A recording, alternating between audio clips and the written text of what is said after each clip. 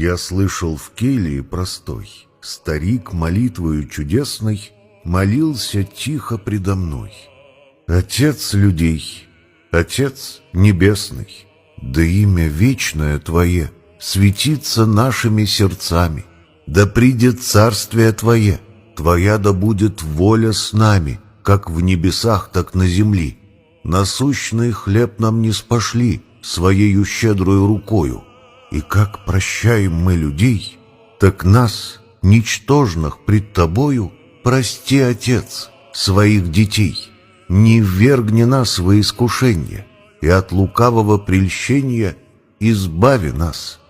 Перед крестом так он молился, свет лампады мерцал в потьмах издалека, и сердце чаяло отрады от той молитвы старика.